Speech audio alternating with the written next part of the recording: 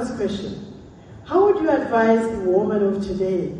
She's a wife, she's a mother, she's a chief executive, she's in her middle career, and she's a homemaker. How would you advise her on her? Yes. Good evening, Rotary Club of Munyonyo and all our guests here today. Hi, Madame Oprah. Pleased to meet you. Yes, a woman's life is being able to juggle all that. But I think for me, it was always the ability to prioritize. What is important now, or in this period? And then what is next important? And then make sure you do what is important. And for me, at a certain time, it was my children. So ladies, do not ignore your children, ever, ever, ever. They should come number one, above your job, above your husband.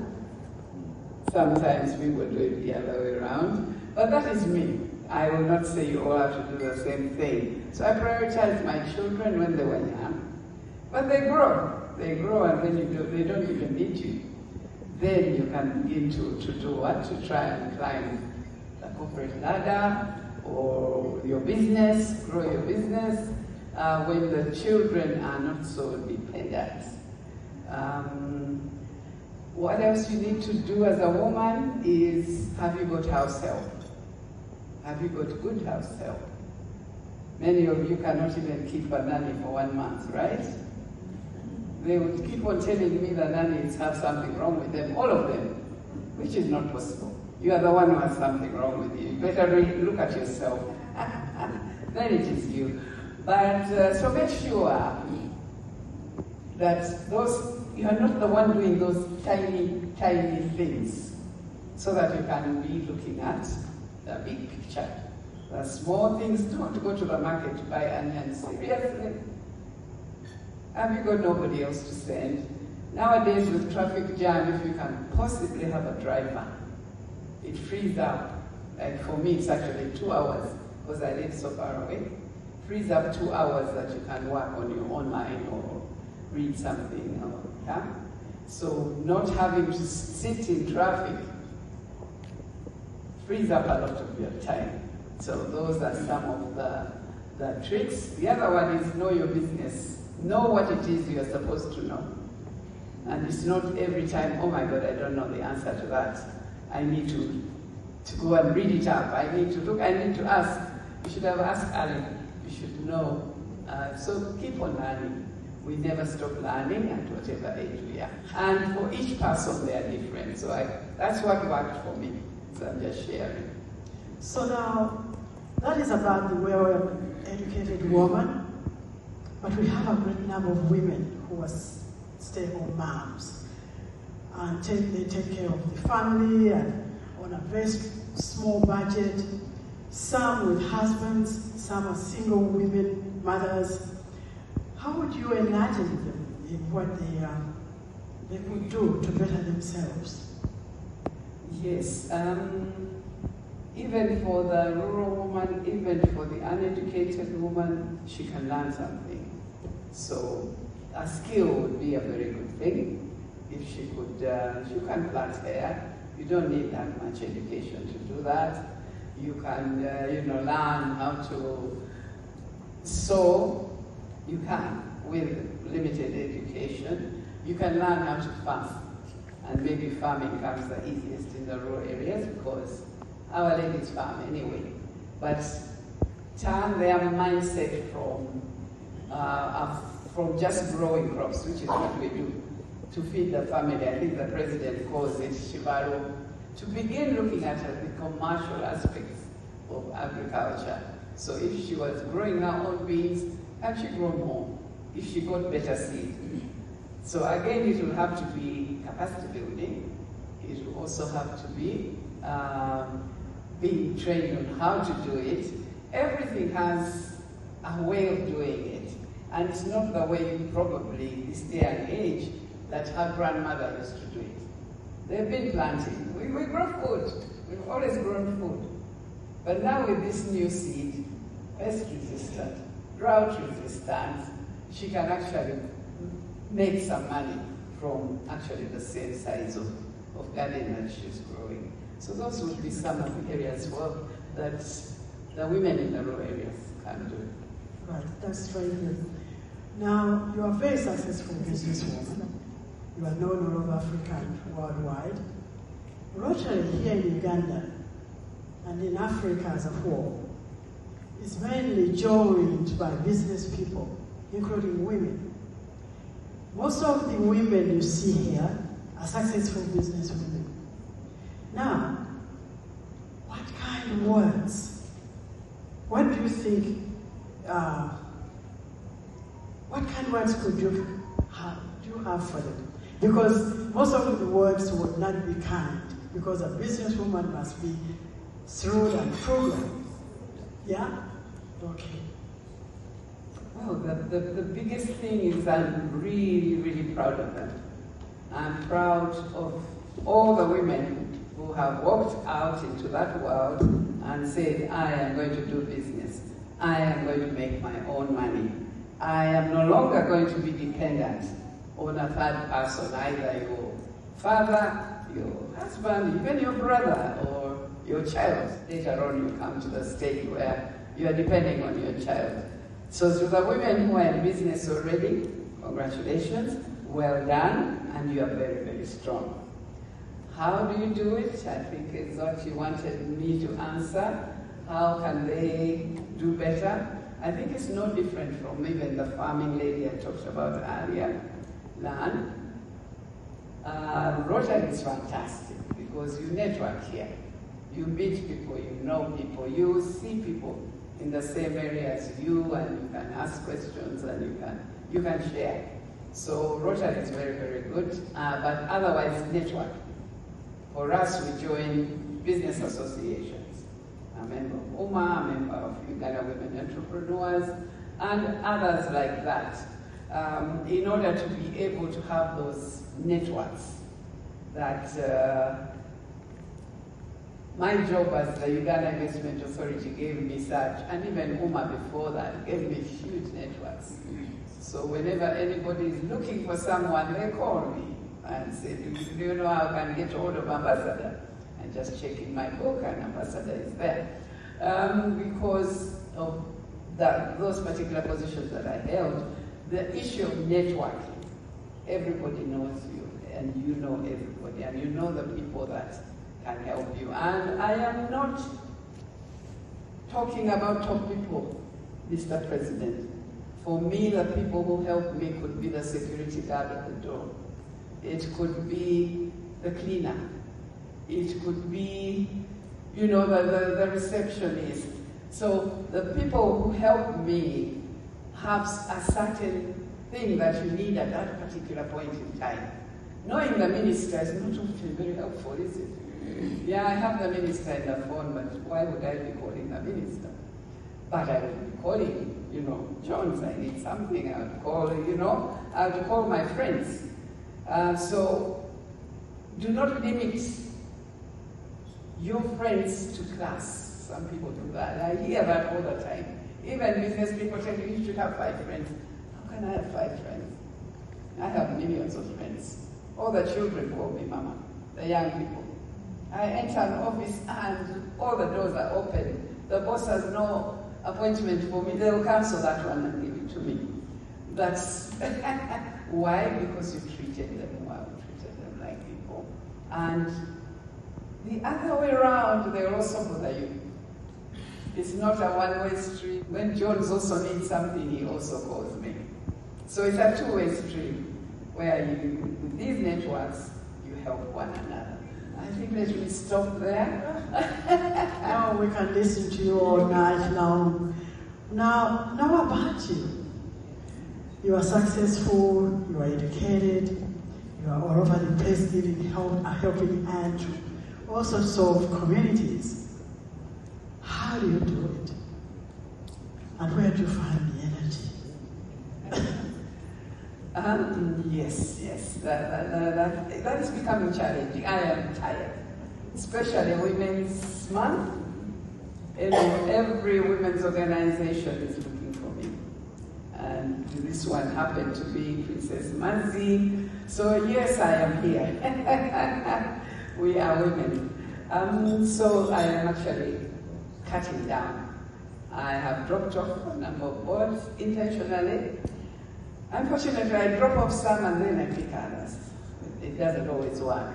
But where do I get the energy? I think digitalization is very important. People call you and say, can we meet? No, we cannot meet. What's the point? I have a phone right here. Why do you want to meet me? Can we talk on the phone? Anyway, those who continue to insist, I will not meet you. Yeah? So using digitalization, you are able to cover a lot more. And it has also helped us in our businesses. We can, pay taxes, pay water, whatever, online banking. So actually a lot of our time has been saved by this digitalization that is taking place fantastically in Uganda. And therefore we have a bit more time. But also, I had the opportunity to work in UAE, and that gave me knowledge on every sector in the country. So I know agriculture, I know piggery, I know mining, I know. So that really is a time savior, because most things when you talk about them, I actually know. So knowing, having a broad knowledge of things is not that I wanted to get it, it was part of my job. And I got it because it was part of my job. Investors in this and investors in that. They do batteries, I know about batteries, they do, So it gave me a very, very broad knowledge that enables me to feel comfortable. Sitting in front of Mazi and having her rain all kinds of questions on me. But because I have I'm fairly confident that I know quite a lot of things. When I don't know, I will tell her I don't know. But yes, so knowing wide knowledge of many, many things. The young people, you are lucky we have, we have Gmail, we have ChatGPT and AI and others, where you get knowledge very, very quickly for the thing you don't know. And I was lucky to know a lot because of 12 years at the Uganda Investment Authority. And you didn't even start there. You are one of the most renowned sportswomen of Uganda. I remember when you were kids and you were out there trying to be a guy driving racing cars and motorcycles. Do you think it is too late for grown women to join sports in a country like Uganda? What would you say about that? I was very lucky to go to Gayaza High School and also to come from a sporting family. My mother actually played football for her team in Masaka. Yeah, that's how bad it was. But my father swam and was a Botonian, and my brothers were racing on the stars, kind of. So I grew up with sports in the family. And when I went to Gayaza is where I got the best. Our teacher brought us the best coaches in the country. So the #1 tennis player in the country from Namlonge used to coach us every Saturday. Table tennis, we were being coached. The Chinese coach was coaching us at Gayaza. Badminton and others. At that time, I only did tennis. Netball, hockey, athletics. There was a Muzungu man, big man, who coached all these guys who used to do athletics here. He also came to Gayaza. He tried to teach me to jump backwards. That was the last time. High jump. When you fall on your back, I said, no way. This one, I may be crazy, but not that crazy. I'm not landing on my back. But he did show us how to do it. And for me, it was a decision that, no, that one is not for me. Anyway, so in that way, we knew sports and we had been coached. So for anyone else to play tennis here in Kampala without a coach, they are not going to beat me. So we played for Uganda, and that's where we met in Nairobi. I was playing in Nairobi club, and played in Kenya. But the challenge for me, I guess I am very diverse. So motorcycles I was able to ride. I had a bike. Going to school, going to university, I would ride my bike. And then when there were races, and whether women were coming or not, my brothers wanted me to race. But I didn't like motorcycle racing because it's too loud, it's too dusty, and it's too hot. 3 things I do not like. But I can always be pressured into doing things. So whenever there was a woman coming from Kenya, Mr. Sally knows, Paul knows, coming from Kenya or coming from South Africa, some occasionally, most people didn't have women teams anyway, so I'd have to race against the men. But when they were coming, my brothers would actually beg me to come. They didn't want to lose because they lost the women's races. And otherwise, it wasn't my favorite sport. But I had a bike. Going from point A to point B, it was fantastic. And I think I need to tell you about this. I was in S5 in Kololo, and I used to walk from where you get it, it's about Timnos. That a mile away, we'd walk, get the bus, and then stop at Lugogo and walk another mile or so to my school, where I did A-levels, Kololo High School. On the way, at least 2-3 cars would stop to give me a lift. This was a pretty 16-year-old. You know? They would stop. You know, Muzungus, Mercedes, Indians, Ugandans, every day. But when they bought me a bike, I was independent. Of course, I had, being me and Gaya, brought up by Gayaza, I would quickly dispense with them and tell them to go to hell. Yeah, I would not take the lift in the Mercedes-Benz. But when I got my bike, that was the end of the story. I would go play tennis when I wanted, or wherever I wanted to go in a few minutes. So to the few people who have young teenage girls in Kampala, manage the transport.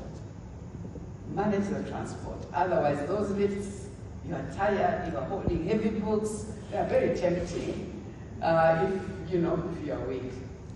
So just to give you one story that I think is important. Those of you who have young girls, make sure you manage how is she going to school and you keep an eye on her. Otherwise, she will be picked up by those men waving money in front of her, waving a new this and a new that in front of her. Yes, stop there. Yeah, talking about sports in Uganda, it is becoming actually a sort of favorite thing for the youth, because they've learned about other countries like United States where a lot of students get scholarships to enter college by being good sportsmen or sportswomen, and they get free education for 4 years. So it is a good thing to encourage sports among the women, the youth, the young men. Now, on a very serious note, everyone is waiting for you to tell them how they can be like you when they grow up, as if they are not grown yet. Yeah? How does a woman sustain her financial goals? Now, that's a difficult one. First of all, live within your means. That's something that I've always done. When I was lucky, I was a doctor, so I had some money, my own, not given to me. But I also had a husband who understood and who would make sure the school fees were paid and everything was taken care of. So the fact that I have my own job already gives you a lot of dignity. Waiting for Kameza and quarreling every morning with your husband does not make sense, ladies. Does not make sense. You don't know what he went through either. He maybe doesn't have the money, you know? You want him to go and steal, and that's what he would do. We are the ones who sometimes cause corruption. So as much as possible, make your own money. which is what I've always been lucky as a doctor and wherever then I've been after that I make my own money. But my husband used to make more money. I only had this challenge when my husband passed away. So my husband passed away, actually it's 30 years ago. Leaving me with 3 children. Now Bio is the only one you know, some of you, is the only one you know. He was 11 years old when his father passed. So that's when my life now required to think seriously. How am I keeping these kids in school? How are they going to university? Which university, which school? All those now became an issue, which they were not before. You know, when mommy is paying the school fees and you don't have to even think about it. You're just thinking which one is the best school for the kids to go to. Now it was me. So yes, I somehow managed. Luckily, I had smart ones who got scholarships, talked about scholarships, and were very strong in sports as well. So they got scholarships, part scholarships. It was still very expensive. They were going to the UK. So I needed to make that money. So the decision there for me was actually pretty simple. My husband was a shareholder in Pepsi-Cola. Yeah, I just went and told them, look, I'm here. I will need to take over. I need to work. I need to be here to ensure that our company, in which we are shareholders, continues. So that was a decision that I made at that time. It was also partly I was really tired of being a doctor because HIV/AIDS was rampant and we had no answer. My patients were dying at that time. Thank God they're not dying anymore. But at that time they were dying. And there was little you can do. This week it's malaria, next week it's diarrhea, third week it's coughing, next week is dead. He or she is dead. So I didn't want to do medicine anymore. And anyway, medicine was my father's choice. Never my choice. So let's mention that. When I was in nursery, my dad told me I was going to be a doctor. And I never questioned. But it probably wasn't the perfect place for me. And where I moved to more recently was actually something I enjoyed more. So for your children's sake, why don't you listen to them rather than order them? Maybe you should listen to them. If you had listened, I would have been a big, powerful businesswoman much, much earlier. I worked as a medical doctor for 17 years. But of course, the degree is helpful. Any education is helpful. Yeah, I don't deny that. So what else apart from your priorities? Children first. Attend every swimming gala, attend everything. And dads, please. I'm so glad this room is full of men. Where are you in your children's lives? These boys are becoming a problem. Please be present, be present. I was lucky, my children, I had brothers, I had friends. They chose their own fathers somehow. My boys. Freddie loves Stephen Rwanda. Just his friends, Mimi's dad. He just loved him, and Stephen was the one you go to when you have questions, the one who would guide you, the one, you know.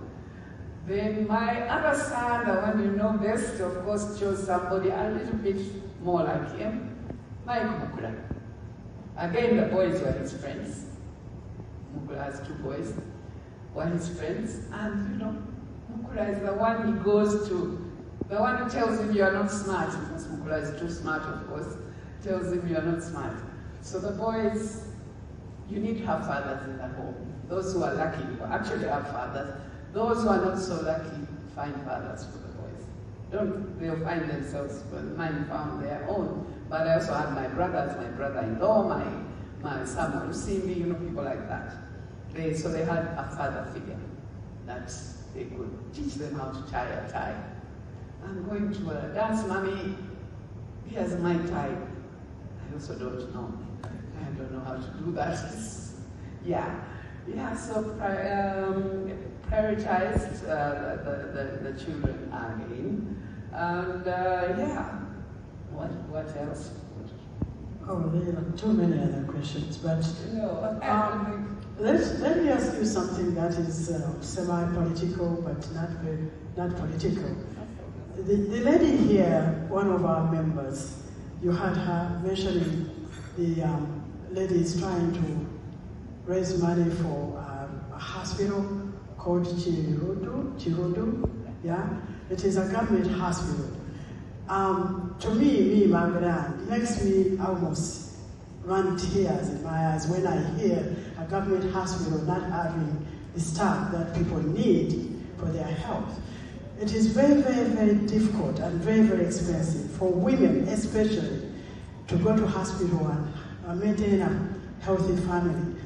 Do you hear anything in the tunnels there that is going to be done in this country to elevate the lives of the people? Because you are a doctor, that's why I'm asking you this. That is a good question.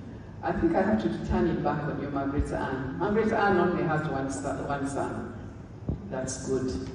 The others have 12 children. Oh, wow. We have the highest children birth rate in the world. We even beat Pakistan now. How do you expect hospitals to manage? You come in 1 month, you come in next year, you come in the year after, still you disturbing the poor doctor. No. Can we have less children? Maybe family planning should be made more accessible. And of course, government opened up. We don't pay enough taxes. We are too few, investors are too few. They don't pay enough taxes to look at American. And really, health in America, Margaret Ann, is it perfect? Don't you take months, you get an appointment after 6 months? Same in the UK, 6 months later, you get an appointment. So don't tell us about them. They are not the best. They could be better considering they have been ahead of us for so long. Yes, but we also must do better. One way the government looked at doing this is the private sector, involve business. So we have a lot of business of private hospitals who have these facilities. Of course, you have to be able to pay. That's what business is all about. But remember, it takes a lot of people off a government hospital. The ones who can go and pay and go to Clark or go to International Hospital, go to any of the others, it means they are less going to Chirudu. If all of us went to Chirudu, then the problem would be really huge. But actually a lot of health, like 60% now, is provided by business. Women, men, doctors, nurses, and others. And yes, government needs to do better, but we can also see the challenges. Now, that was a good answer. This one's on the government side. Yeah, but to rebut on you, in the United States, want to go to hospital and be treated. It's your choice. They have free medication for everybody, but there are lots of people who actually just do not want to be bothered with that white system or that something system. So that's what that is. But anyhow, given the limited time for this show, we did not get into your day-to-day life, your challenges, your achievements, but in a snapshot, can you tell us what makes you tick? What makes you excited? Just briefly, like for me, myself, if you give me a very, very nice, good wine, a Malbec, from, I don't know from where, but it has to be very nice and very expensive. Yeah. That makes me tick. Okay. That was surely does not make me tick. I don't drink, I have no desire to. But I come from a family of real serious drunkards, so you can understand why I keep away from it. What makes me tick? What makes me tick is Uganda, first of all. Anything positive in Uganda makes my day. The girls, netball girls are number 6 in the world. That makes my day. Yeah. Our Miss Uganda was like, what? She won this Africa or something. Yeah, that makes me tick. What makes me tick is Uganda. And anything good that happens in Uganda. When children go to school and I see them in school uniforms, I came here in '86, no socks, even no schools, hardly any schools. I see the children in my village, walking past with even the jackets. I say, okay, we have made some progress. I go to Makerere and we graduate 12,700 students. Last week but one. That makes me smile, that makes me tick. I look at the young people and see what they are capable of doing, what they are doing in the IT area. I look at them and what they are doing in the young people, in the industry, the film industry, the music, in the creative industry. And I see what they're doing in energy, and not only the young people, but I see Ugandans in business. And I see Uganda Manufacturers Association, the business people. I am happy. So the things that make me tick, the women. You know that we had no woman in any position except the wife of the president or something. Look at us, look at us. The women, look at the women in this room, but let's not become personal. But look at the women in the banks. A CEO of a bank. Is that a joke? You cannot get there unless you are really, really good. We have CEOs, so many, okay? We have HR, we've taken over HR. The women are HR in every business, every government institution, we've taken that over.